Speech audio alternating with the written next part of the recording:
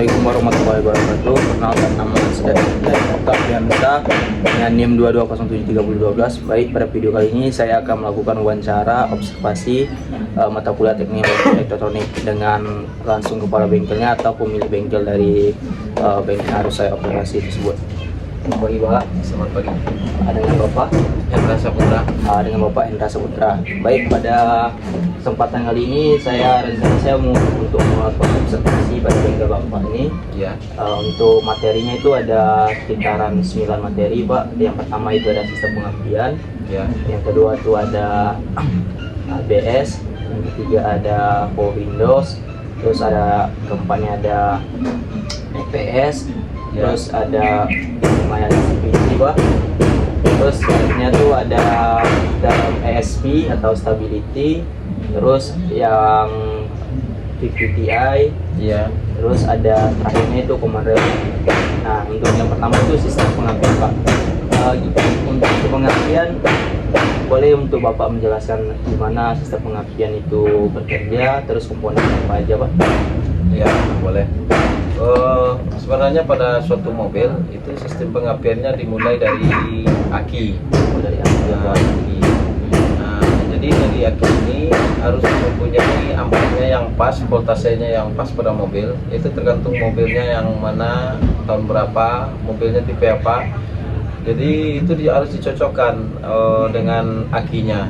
Umpamanya seperti Honda itu minimal harus sekitar 45 ampere. Nah, jadi ampernya pada aki itu harus pas, voltasenya harus pas, nggak boleh ngedrop, nggak boleh itu. Jadi sistem aki ini bekerja itu untuk menyuplai segala pengapian yang berada di mobil. Nah, dari aki ini itu akinya itu untuk pengontrol pengapian pada ECM, pada PCM, C2 sampai ke ECU, sampai ke sensor-sensor bagian mobil ada yang langsung dari aki. Jadi otomatis untuk aki ini untuk yang terutamanya untuk pengontrol ECM, PCM dan pengontrol yang lain-lainnya seperti buat PCM ABS, untuk power window, untuk pengapian EPS-nya dan yang lainnya masih banyak itu penggunaan aki pada mobil. Jadi istilahnya kalau pada aki itu pengapiannya harus pas, ampernya harus pas. Nah, itu kalau dari aki itu yang pertama dari aki ke kontrol etak multiplex, yaitu yang ada komponen-komponen apa namanya itu termofuse-nya atau sekringnya. Nah, siap tuh dari etaknya ke PCM, dari PCM langsung ke ECM-nya, langsung ke ECU. Jadi otak dari pengapiannya ECU ya Pak? Iya, ECU. Ya. Terus untuk pengapian nih Pak, biasanya yang paling sering terjadi atau kendala itu kerusakannya yang sering ke bengkel nih Pak, sistem pengapiannya rusak bagian ininya itu ya bagaimana nih Pak? Itu otomatis kebanyakan di ECU, bagian ECU. Bagian ECU-nya Pak. Nah, cuman rusaknya di bagian ECU itu dasarnya dari multiplexnya, dari etaknya. Nah, nggak langsung dari ECU. Jadi kendala awalnya dari etak, siap tuh baru ECU-nya yang bermasalah. Itu ECU-nya itu engine control unit gitu. Nah, untuk pengontrol semua sensor-sensor yang berada di dalam mobil itu dari ECU. Yang menyuruh ECU-nya ini bekerja, etak multiplexnya inilah yang menyuruh ECU-nya bekerja. Nah, jadi dasarnya dari aki ke ECU, dari ECU ke dari aki ke PCM etaknya, baru ke ECU. Nah. Oh gitu ya Pak. Jadi untuk ECU ini memang kalau dari sensor-sensor tuh kalau ada kerusakan, jadi ECU tuh langsung menyimpan semua. Iya, langsung untuk mendeteksi di mana letak posisi kesalahan sensor apa yang bermasalah. Itu melalui scan APD-nya itu kelihatan. Dan juga secara kasat mata itu bisa kita lihat dari speedonya. Kalau seandainya ada salah satu sensor yang bermasalah, itu lampu engine-nya itu nyala. Lampu kuning yang di speedo itu nyala. Nah, tapi untuk mengetahui di mana letak permasalahannya, sensor apa saja yang bermasalah, itu harus di scan dulu pakai alat scanner. Nah, baru bisa kita lihat di mana permasalahannya, sensor di mana yang kena, di mana letaknya, untuk apa fungsinya, kan gitu. Baik. Mungkin untuk penjelasan sistem ini udah cukup bagus. Sudah ini Pak, udah memahaminya. Mungkin kita masuk ke sistem transmisi tadi Pak. Iya, dari ABS-nya dulu. Dari ABS-nya Pak. Iya. Kalau sistem ABS pada mobil itu untuk sistem pengereman yang lebih bagus daripada sistem manual. Itu ABS itu ada suatu namanya PCM kontrolnya untuk mengontrol keempat ban roda untuk sistem sistem pengereman yang lebih bagus daripada sistem manual biasa. Nah, jadi sistem ABS ini kerjanya spontan gitu. Spontan ya. Nah, spontan. Jadi jika ABS ini mengalami kerusakan, itu otomatis itu mobil ini akan menurun performa atau gimana Pak? Ya kalau ABS ini bermasalah, itu nanti sistem pengeremannya nggak bagus. Pengeremannya terasa lembek atau lunak atau tidak bisa direm sama sekali. Sistem ABS ini bisa mencakup transmisi, kontrol CVT, karena di sistem ABS ini adalah sistem elektronik yang paling fatal pada mobil. Jadi kalau seandainya ABS ini bermasalah, itu otomatis secara otomatis kalau yang mobilnya sistem matic itu akan terganggu. Terganggu, nanti akan mengeluarkan DTC yang berada di kilometer. Contoh garis besarnya aja bukan menghidupi lampu kuningnya atau lampu engine-nya hidup. Siap tuh lambang ABS-nya muncul, lambang PSA-nya muncul. Nah, jadi otomatis karena sering fatalnya sistem ABS, kalau ABS-nya bermasalah, otomatis mobilnya nggak boleh dibawa. Nah, jadi kalau sistem ABS ini mengalami permasalahan atau kerusakan, itu mengapa harus kita diganti komponennya atau memang bisa diperbaiki itu Pak biasanya? Sebagian ada yang bisa diperbaiki, tapi secara umum bisa diperbaiki. Tapi terkendala karena komponennya susah. Nah, jadi karena orang punya pemilik mobilnya nggak tabah nunggu, ya harus sebagian ada yang langsung ganti, sebagian ada yang ganti komponen gitu. Mungkin untuk sistem ABS-nya udah benar Pak, kita pahami mungkin dari sistem ABS ini memang sistem vital dari mobil ya Pak. Jadi kalau terjadi kerusakan ataupun kendala itu wajib kita periksa, jangan paksa mungkin bawa mobilnya. Iya, otomatis kalau ABS-nya bermasalah, otomatis mobilnya tuh nggak boleh dibawa gitu. Nggak boleh dibawa ya Pak. Nggak boleh dibawa. Fatal ya kalau fatal ya.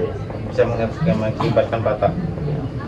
Mungkin untuk materi selanjutnya itu tentang EPS tadi Pak. Iya. Tentang setiap power steering Pak. Nah, untuk power steering itu untuk cara kerja itu biasanya di atas komponen itu gimana Pak?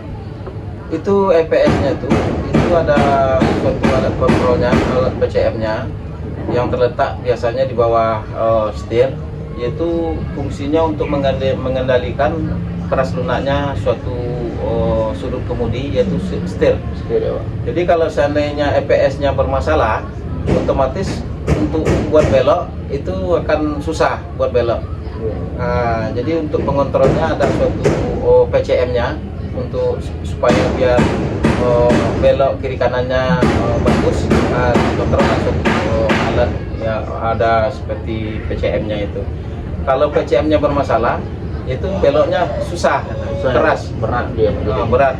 Nah, jadi dalam sistem EPS ini, jadi otaknya tuh dari EPS ini biasanya apa tuh Pak? Apakah memiliki modul? Ya ada modul. Ada modul sendiri. Ada modul sendiri, tapi kontrolnya tetap di ECU. Nah, kontrolnya tetap di ECU, pengendalinya baru di modulnya. Jadi sistem EPS ini biasanya Pak, kerusakannya sering terjadi umumnya kebiasaan ke bengkel. Kalau yang biasanya terjadi pada EPS ini banyak yang memprediksi kerusakannya di modul. Tapi rata-rata awal kejadian EPS ini bermasalah di torskinya. Torski ya. Ada pengontrol batang pinion yang berada di rak setir. Nah, biasanya di situ kan ada sensor torskinya. Iya. Nah, biasanya di situ kalau torskinya tidak bekerja, jadi otomatis modul EPS PCM EPS-nya tadi tidak bekerja. Jadi orang banyak memprediksi modul PCM-nya yang bermasalah, padahal permasalahannya di torskinya gitu. Pada sensornya. Ya, Pada Pak. sensor yang di bawah. Karena torskinya itu nggak bisa diperbaikin, nah, jadi harus diganti. Sebagian ada yang bisa diolah. Iya. Tapi kebanyakan diganti kalau torski itu. Gitu ya, Pak. Yang memang nggak bisa diperbaiki. Nggak bisa diperbaiki. Mungkin untuk sistem IPS ini udah selesai. Mungkin kita lanjut ke sistem ESP Pak yang terbaru nih, yang stability pada poster ini. Itu maksudnya gimana tuh, Pak? Itu sama juga. Kalau yang itu sama juga pakai modul power steering, pakai modul EPS juga. Sistemnya sama. Nggak beda. Mungkin karena terbaru yang Karena terbaru yang keluar, padahal sistemnya sama. yang sama ya, Pak. Sama, pakai modul EPS juga, pakai modul PCM juga, pengontrolnya dulu jadi dari ECU juga, dari pakai torski juga. Cuman kalau sistem yang baru ini seperti Honda, itu sistem torskinya itu sama modulnya itu langsung di batang setir. Oh, batang setir ya, Pak. Jadi nggak bisa diotak-atik. Jadi kalau seandainya tuh modulnya terusak, harus ganti satu paket. Oh, satu paket itu, Pak. Jadi nggak bisa Satu paket. diganti satu-satuan. Nggak bisa dipakai satu-satu ganti. Kalau yang model sekarang kan kebanyakan EPS-nya di situ, torskinya langsung di situ, motornya langsung di situ, pengendali motornya. Iya. Jadi kadang ada yang bisa diperbaiki, kadang tidak. Untuk mungkin mungkin kita lanjut ke transmisi otomatis Pak yang CVT ini. Oh, yang CVT. Iya, Pak. Kalau CVT ini adalah suatu kontrol pallet yang untuk matic, untuk mobil, khususnya untuk mobil matic. Itu kalau sistem CVT itu sistem putaran poli biasanya dari putaran sabuk seperti apa, diganti dengan sistem rantai. Jadi perpindahan gigi D-nya lebih bagus daripada non CVT. Tapi perawatannya lebih susah sistem CVT daripada non CVT. Tapi kalau ketahanannya lebih tahan CVT daripada non CVT. Tahan di CVT ya, Pak. Iya. Jadi sistem CVT ini biasanya tuh dipakai lebih bagus di jalan yang datar atau lebih bagus di lingkungan di Pak? Sebenarnya itu untuk jalan datar, sebenarnya dikeluarkan ke jalan datar. Tapi kadang-kadang karena kita bawa mobil ya padangnya ada yang mendaki, ada yang nanjak, nurun. Padahal yang bagusnya buat tempat yang datar aja. Gitu. Jadi kalau kita bawa ke tempat yang lebih kayak mendaki itu lebih cepat aus atau gimana Pak? Iya, Perbedaannya. cepat. Perpindahannya cepat aus karena terpaksa. Kalau tiba di manual itu, kalau kita nanjak itu pakai gigi 1, gigi 2 kan gitu. Nah, kalau sistem CVT matic itu dia perpindahan sendiri agak terpaksa gitu. Transmisi otomatis mungkin videonya udah sampai sana. Mungkin kita lanjut ke ini Pak, sistem power windows Pak. Untuk power windows kan ini sistemnya ada yang terbaru Pak. Untuk perbedaan terbaru dengan yang lama ini lebih signifikan tuh yang gimana Pak? Ya, kalau yang baru sebenarnya sama, sistem kerjanya sama. Sama sistem Nah, Pak. cuman kontrolnya beda. Kalau power window yang baru sekarang itu kan ada suatu PCM-nya. Nah, kalau yang lama itu sistem relay aja dia pakai. Sistem relay. Kayak yang di mobil-mobil Kijang tahun 90-an itu sistem relay aja. Kalau yang model baru itu udah pengontrolnya udah dari PCM, ada PCM-nya. Nah, jadi fungsinya untuk menaikkan dan menurunkan kaca, menutup dan membukanya. Nah, itu kalau lebih-lebih yang model terbaru itu kalau seandainya ada sistem errornya, kalau error dia nggak bisa ditekan-tekan lagi. Nah, jadi harus di scan dulu, diprogram dulu, baru bisa jalan lagi. Jadi yang terbaru ini menggunakan sensor juga ya Pak? Bukan. Cuman Sensor, Pak. pakai PCM aja. PCM aja, Pak. Nggak pakai sensor. Pakai PCM, ada PCM-nya, kontrolnya dari ECU juga, bukan dari ECU, dari etak multiplex-nya. Ya. Jadi beda dengan manual kan kalau diputar biasanya pakai. Ya kalau manual diputar, terus ada juga yang model lama itu sistemnya pakai relay aja. Ini aja ya, Pak. Nah, pakai relay bisa untuk naikkan otomatis, menurunan otomatis. Tapi kalau sistem sekarang, yang paling lamanya sistem engkol lah gitu. Iya, Nah, engkol, sistem engkol. Iya. Nah, siap tuh keluarlah sistem otomatis yang kayak model sekarang, tapi pemasangan awalnya tuh pakai relay aja, nggak pakai modul. Kalau yang mobil terbaru itu pakai PCM-nya. PCM ya, Pak. Ah, pakai PCM, dilengkapi pakai PCM. Salah satu itu misalnya kalau di mobil Honda itu masalahnya kalau PCM-nya bermasalah, itu mobil otomatis power window-nya nggak bisa difungsiin. Iya. Nah, harus diprogram dulu, di scan dulu, baru bisa nanti Jadi lebih yang terbaru ini lebih otaknya itu di PCM-nya dia. ya. Jadi kalau memang bermasalah di bagian komponen sana itu semua komponennya nggak bisa digerakkan. Nggak bisa digerakkan. Mungkin lanjut ke apa ya, Pak? Untuk PTI, Pak.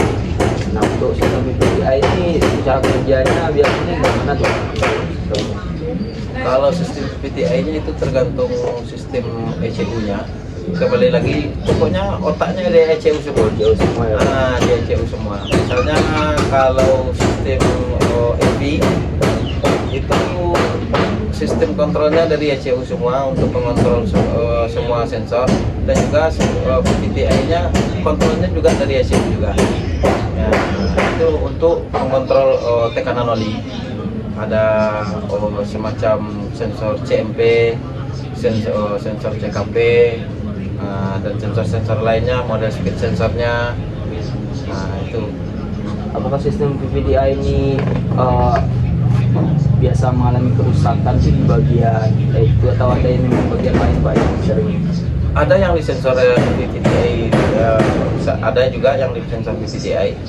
Tapi rata-rata kerusakannya kalau mobilnya nggak rusaknya gara-gara tabrakan atau kecelakaan, itu biasanya dari itu masalahnya. Tapi kalau mobilnya mengalami kecelakaan, bisa jadi dari sensornya. Nah, itu tergantung, nanti kita scan dulu pakai alat scanner. Jadi bisa kita cek di alat scanner terlebih dahulu, baru kita bisa menentukan permasalahannya. Permasalahannya di mana. Mungkin lanjut ke ini, Pak, SRS airbag. Nah, ini yang terbaru biasanya, Pak. Untuk SRS airbag ini memang sekali pakai itu, Pak, atau bisa kita setelah diaktif bisa kita gunakan lagi, kita gimana, Pak? Itu ada masa kadaluarsanya. Ada masa kadaluarsa. Iya. Tapi kebanyakan orang nggak tahu masa kadaluarsanya berapa tahun kan gitu. Otomatis itu 10 tahun sampai 15 tahun. Otomatis kalau seandainya sensor airbag itu tidak terbuka, itu akan terjadi masa-masa kadaluarsanya. Iya, kalau udah terjadi kadaluarsanya, dia nggak bisa pakai. Nah, jadi tergantung beberapa tahun dipakai. Tapi sistem airbag ini lebih bagus daripada yang sistem lain. Umpamanya kalau kita mengalami kecelakaan, nah itu yang aman, untuk sistem pengamanan yang lebih bagus di airbag tuh. Kalau terjadi kebenturan sekian itu kebenturan keras, otomatis airbagnya terbuka. Jadi kita airbag itu tuh lah yang melindungi kita, jaringan airbag itu dari kecelakaan, dari benturan. Iya. Tapi kalau airbag ini, kalau seandainya udah pecah, terjadi kebenturan, dia pecah, nggak harus diganti, nggak bisa dipakai lagi. Nah, otomatis harus ganti. Harus ganti baru. Jadi sistem airbag ini menggunakan sensor biasanya, Pak? Ada sistem sensor. Sistem sensornya itu biasanya sensor apa tuh, Pak? Kalau sensornya tetap sensor airbag, ada nama yang lain biasanya nggak ada. Sensor airbag itu ada di sisi letaknya di sisi setir, siap tuh di sebelah kanan, sebelah kiri supir. Itu kontrol airbagnya di situ. Siap tuh kontrol sensornya ada di belakang tempat supir, ada juga di sasis. Ada kontrolnya di situ. Kalau seandainya yang membacanya benturan sekian, dialah yang menyuruh airbag ini keluar. Jadi tergantung benturannya. Mungkin mungkin lebih kalau sekedar senggol mungkin nggak pecah. Ya, kalau memang ada benturan yang keras mungkin Pak ya. Nah, ya kalau ada benturan yang keras atau mobilnya kebalik, Ya, kan baru saya dia pecah. berfungsi ya. Berfungsi. Kalau benturannya dikit, benturan nggak parah, ya nggak pasang dulu. Mungkin untuk video kali ini wawancaranya mungkin sampai sana aja. Mungkin kita langsung ke komponen langsung ya Pak, biar Ya. kita paham untuk komponennya. Sampai sana aja. Saya ini wassalamualaikum warahmatullahi wabarakatuh. Perkenalkan dari sistem pengapiannya. Ini pengapiannya terletak dari baterai, terus dari baterai ke PCM-nya, dari PCM-nya itu multipleknya. Dari multipleknya lagi ada di dalam multipleknya satu lagi yang kayak gini. Itu baru ke on kontak. Nanti ini multiplek namanya Pak. Ya multiplek. Nanti dari baterai ini langsung menuju ke multiplek dulu ya Pak. Ya dari multiplek ada lagi yang multiplek di dalam. Ya. Nah, itu baru ke on kontak.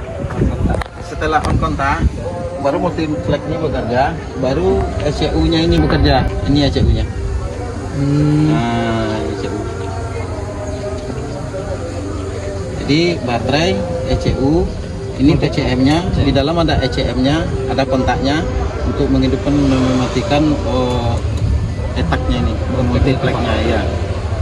Nah, baru nanti kalau bisa di starter, baru jalan dengan perintah PCM yang di dalam memerintahkan ECU untuk membaca sensor-sensor sini kayak gini. Ya. Model MAP, model EGR, model CMP, model coil kayak gini. Ini perintahnya dari ECU semuanya Pak. Dari ECU, tapi on kontaknya langsung dari aki. On kontak yang memerintahkan dari relay. Jadi Ya. dari relay sini on kontak dia ada apinya. Jadi nanti yang menyuruh dia bekerja baru ECU-nya nih yang bekerja. Oh. Masanya. Itu jadi Pak, yang jelas sekali intinya harus masuk ke On kontak sudah ada. kontak dia sudah ada ya Pak. Sudah ada masanya ada. Api plusnya ada langsung. Nah, nanti kakinya kan 3 ini. Ya. 3. Nah, ini on kontaknya ada api di sini. Ya. Itu masa langsungnya ada. Nah, ini yang dari ECU. ECU inilah yang memerintahkan untuk mengeluarkan bekerjanya coil ini.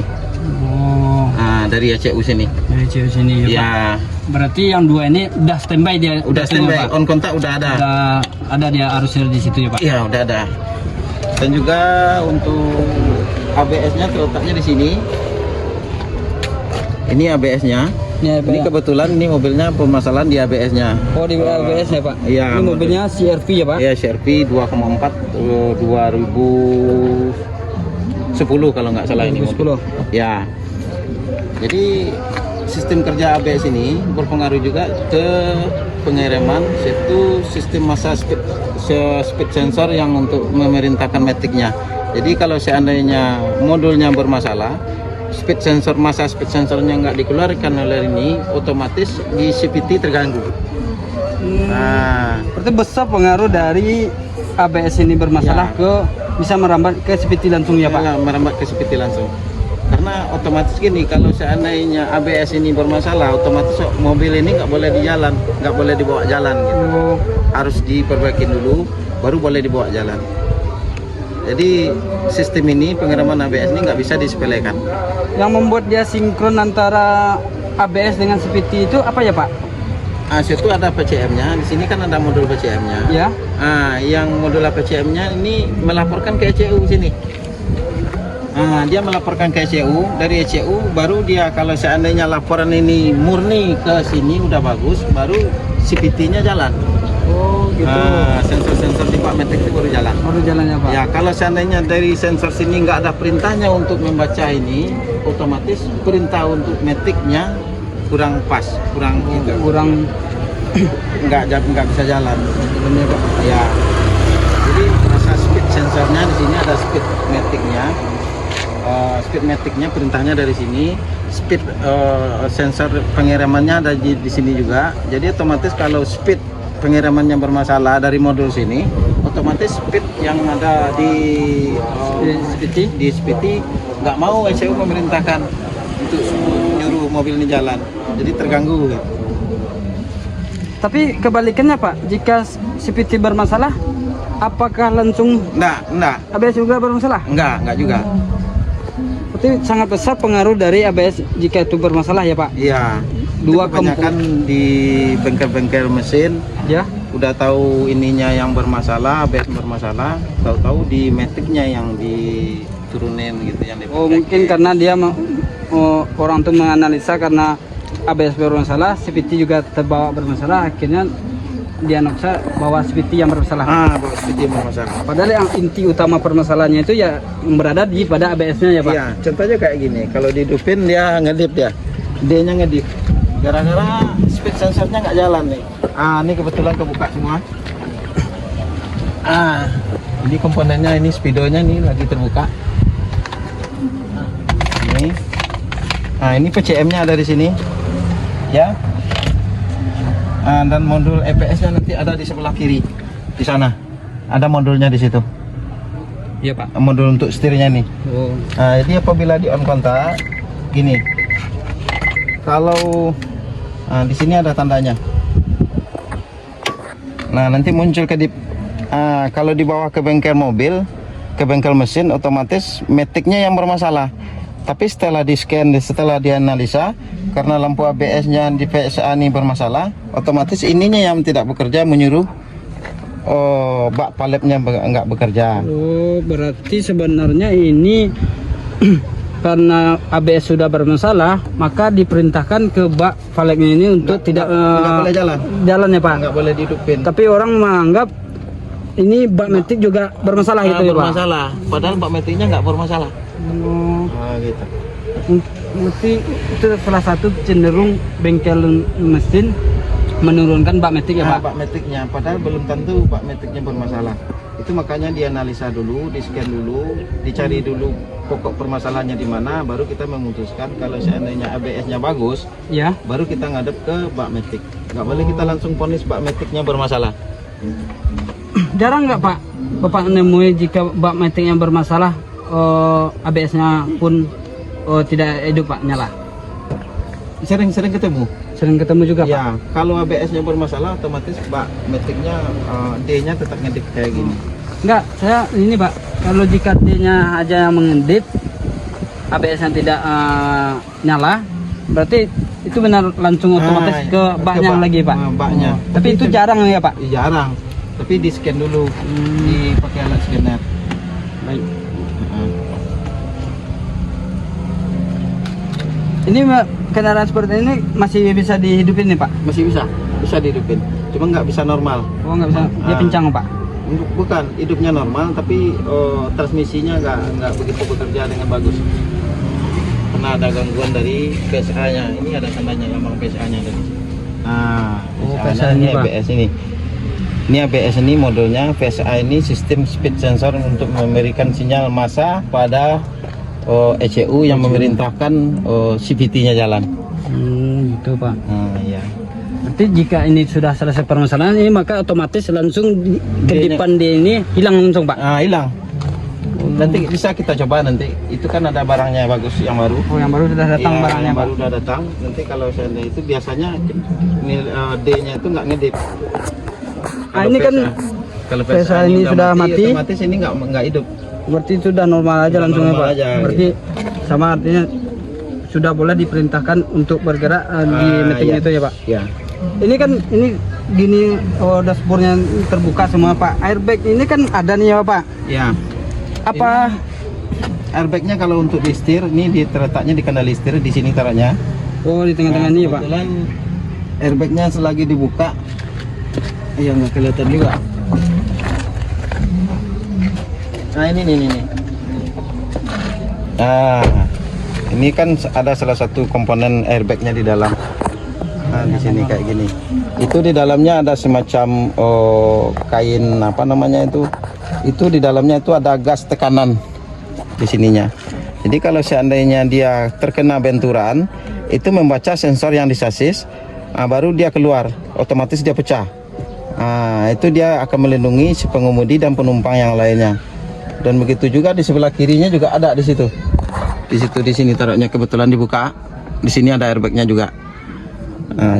Cuman sensor benturannya itu yang memerintahkan ini kebuka harus kebuka, itu tergantung besar kecilnya benturan. Itu sensornya terletak di sasis depan Ada di chassis depan ada. Nanti di sana speed sensornya Pak. Ya di situ itunya. Oh sensor bukan speednya. Oh bukan Sensor airbagnya. sensor airbagnya. Iya. Jadi tergantung perintah dia. Kalau perintah dia benturannya terlalu keras harus pecah ya ini harus pecah gitu. Untuk melindungi pengemudi yang ada di dalam mobil nih, penumpang yang ada di dalam mobil.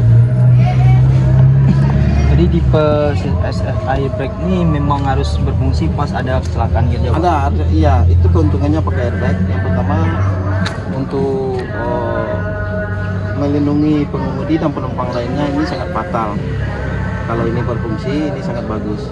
Jadi kalau ini nggak berfungsi otomatis dalam kecelakaan itu otomatis sudah bisa meninggal semua itu kalau gara-gara pakai dilindungi sama ini kan semacam gas ya.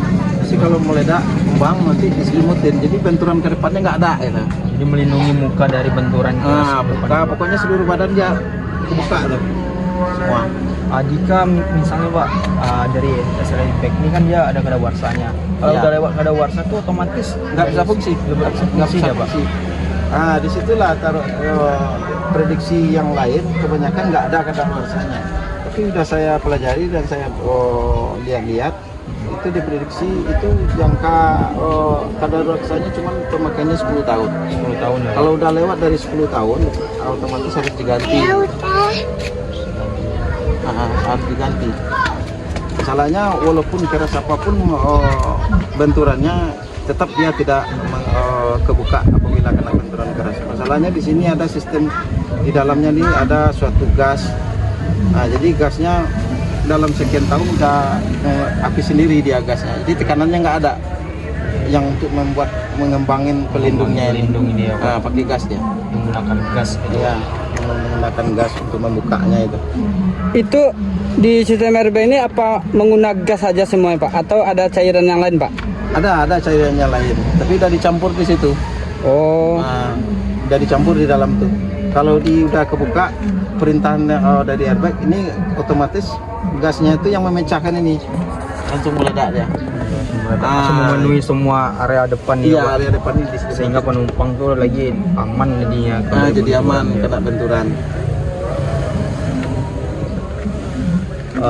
Ini tadi SL untuk EPS tuh Pak, untuk sistemnya komponennya itu bagian mana Pak? Untuk yang Kalau di sini, kalau di Honda itu motornya ada di bawah, terskinya ada di bawah juga di atas rak setir.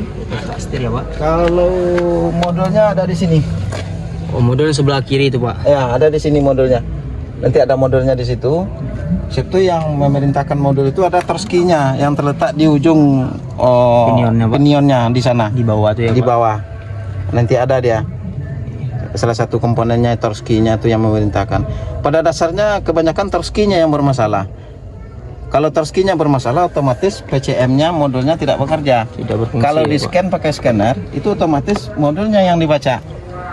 Bukan torskinya yang dibaca, kebanyakan modulnya yang dibaca. Tapi tahu-tahu torskinya yang bermasalah karena tidak bisa memerintahkan modul PCM-nya jalan. PCM jalan. Gitu. Penyebab torski yang bermasalah tuh Pak dari faktor apa aja biasanya Pak? Faktor area jalannya, semuanya jalannya ada berbatuan, bahwa mobilnya terlalu kecepatannya terlalu tinggi, padahal jalannya itu nggak begitu datar, banyak batu-batu. Di situlah. Jadi gesekan antara kalau mobilnya ini ada batu, otomatis ini setirnya jalan sendiri dia gini-gini. Oh jadi oleng ya Pak? Gini, udah tahu jalannya udah kayak gini, batu banyak-banyak, ya tancap gas saja. Tancap aja. Padahal nggak boleh. Untuk bisa mengakibatkan torki ini rusak ya Pak? Iya. Yang kedua kena banjir.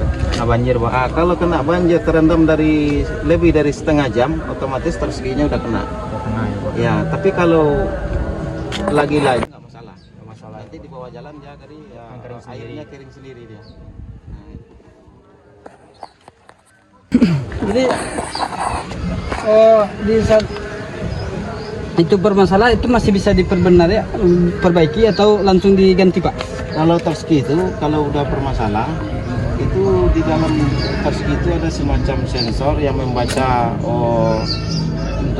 untuk memerintahkan motornya untuk belok kiri dan kanan. Jadi kalau udah masuk air itu nggak bisa diperbaiki lagi, harus ganti. Masalahnya nggak bisa dibuka, nggak bisa diapa-apain. Harus ganti aja. Harus ganti aja kalau torskinya yang bermasalah. Tapi kebanyakan torskinya error. Gara-gara kalau udah error, jadi sistem modulnya tidak bekerja. Kebanyakan kalau tidak bekerja, yang torski ini nggak bisa itu. Kalau nggak begitu tinggi daya konsletnya, torski itu jarang juga rusaknya. Nah, itu. Saya ada Ketergantungan antara sensor sakti dengan modul EPS. Ya. Ya, sekarang kan kita coba masuk ke Powerindo Pak. Nah, ya. Powerindo ini Ini dia. kinerjanya apa gimana ya Pak? Karena kan ada yang tipenya ada hanya dua apa ya Pak? Dua saklarnya aja. Saklar ya. Itu tergantung tipe mau bawaan mobil. Kalau mobilnya tahun sebelum tahun di bawah tahun 2007 Ya Pak. itu kebanyakan ini nggak pakai PCM, Tidak pakai BCM. nggak, sistemnya pakai relay aja. Kalau sekarang kan udah pakai modulnya, ada Ya, PCM-nya. dari dalam. PCM-nya sini yang memerintahkan sini juga, PCM ini multipleknya ini juga. Kalau multipleknya bermasalah, ini otomatis pengapian di sini bermasalah. Juga bermasalah. Jadi perintahnya ini bekerja berdasarkan PCM-nya ini. Yang di dalam ini ya Pak. Yang sini. Kalau ini rusak, karena kalau bagus, ya itu dia langsung bisa buka tutup kayak gini. Ada juga yang tidak bisa naik, ada juga yang permasalahannya di saklarnya aja.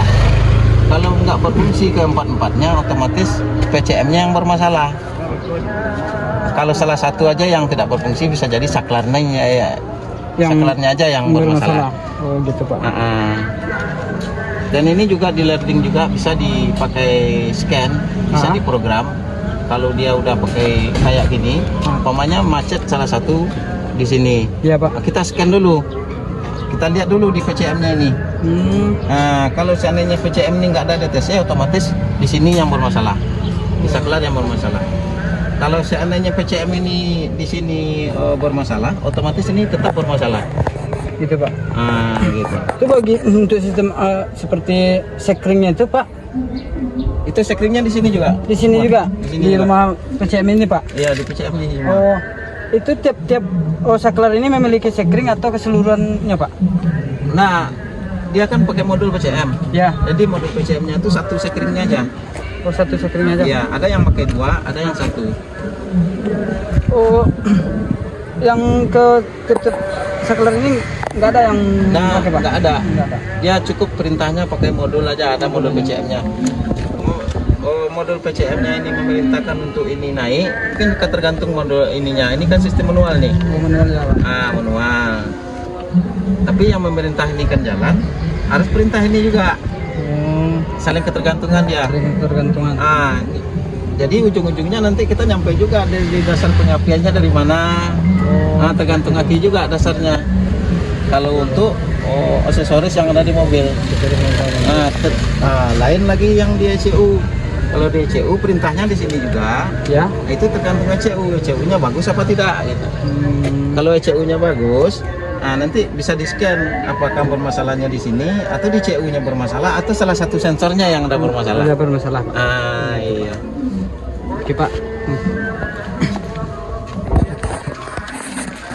Jadi kira-kira misalnya tombol kita tekan ini, cuma dia menetapnya di sini Pak, kayak di tengah-tengah nih. Ini permasalahan di mana Pak? Itu bisa jadi dari PCM-nya, bisa dari saklarnya, bisa dari motornya. Ya kan pakai motor tuh naik turunnya. Bisa jadi di PCM-nya. PCM-nya kan ada di sebelah di bawahnya ada PCM-nya itu. Ada rangkaiannya. Kalau mobil lama keuntungannya gini. Kalau mobil lama ini kan kalau fungsinya kan sama naik turun kaca. Jadi kalau mobil lama dia pakai relay aja kayak gini dia. Sistem relay aja kayak gini. Pakai kabel. Kabel ya Pak? Tidak ada PCM-nya di sini. Nggak ada PCM di sini. Relaynya aja yang dibikin, yang disambung-sambung relaynya itu untuk naik turunnya kaca. Kalau ini kan udah lengkap. Satu perintah bisa jalan 4 saklar kan gitu. Satu pas tekan ini bisa langsung semua saklar ini Pak? Ya, jadi perintah satu ini suruh buka kaca, ya ini semua saklarnya ada fungsi. Ada fungsi semua ya Pak? Nggak tergantung perintah relay lagi dia. Tapi kadang-kadang ada juga yang saklarnya ini yang bermasalah. Umpamanya dinaikin gini nggak bisa, digoyang-goyang dulu baru bisa.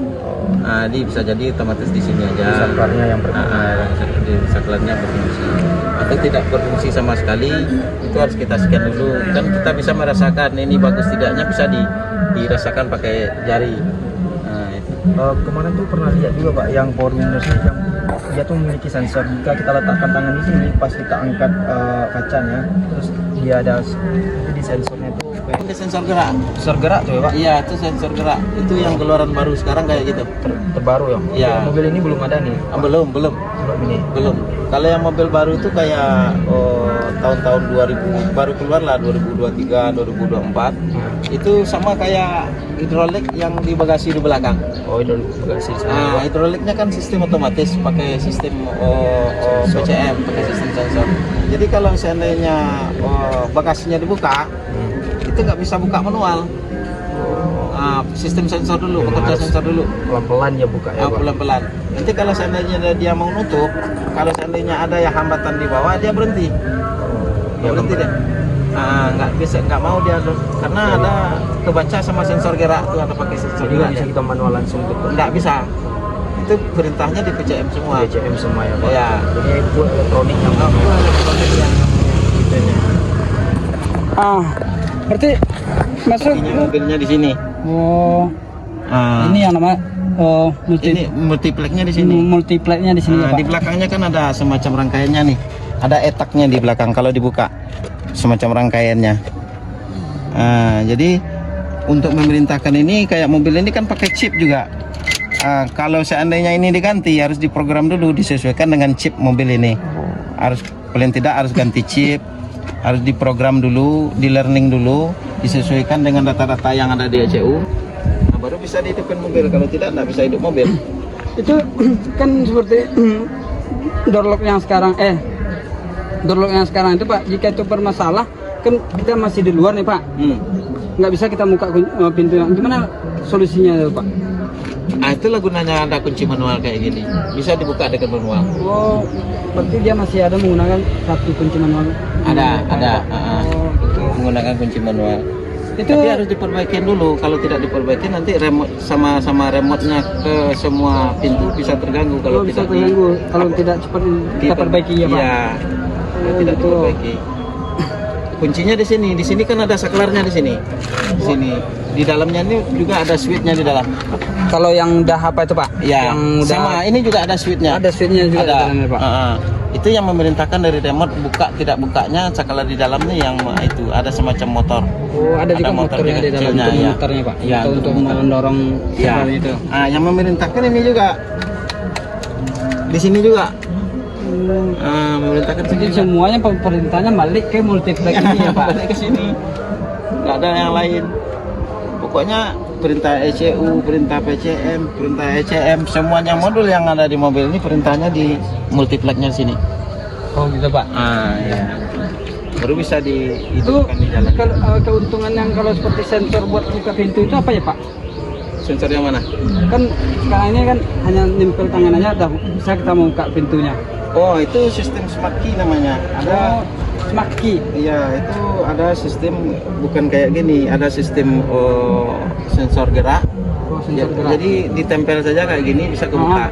Bisa buka saklar seperti saklar ini ya Pak. Kalau kita kan membuka ini kan manual ini. Ya, Ini kan manual nih ya. Yang itu ditekan aja begini, tekan nih bisa dikebuka. Tapi Itu dengan cara kita harus megang remote-nya. Itu ada enggak kejauhannya itu Pak? Jaraknya? Selagi kita megang kunci, kita megang bodi mobil, Ya. dia bisa kebuka sendiri. Seandainya ini kunci kita tidak kita terpegang pemain di Enggak bakal hidup. berarti harus nyentuh ke tubuh manusia Pak. Iya, harus nyentuh tubuh. Itu pun jaraknya harus paling tidak harus 1 meteran. Kalau kayak gini. Sini kan ada tombolnya di sini. Ya. Kalau kita nggak megang kunci, umpamanya kuncinya taruhnya di situ. Ya, mau Nggak Bapak mau. nih mau buka Nggak nih. bisa. Kunci saya megang kan dekat nih. Iya, nggak bisa. Tidak mau dia Pak? Nggak bisa. Harus kita. Harus kita. Siapa mau membuka itu seperti tapi Bapak kalau sekarang? bawa gini dibukain ya, baru bisa. Gitu. Jadi dengan jarak 1 meteran baru dia bisa. Beginian kan? Ya. Nah, Tapi jadi walaupun pakai Bapak sensor dekat, dia. tapi kunci nggak Bapak pegang, Nggak dia nggak bisa. mau. Nggak bakal kebuka. Berarti dah ada antara elektroniknya itu ke manusia ya Pak? Iya, udah ada. mikirnya nanti manusianya jadi robot juga nanti Oh ujung-ujungnya, iya Pak. pasti. Di Jepang juga udah Iya. bikin robot orang.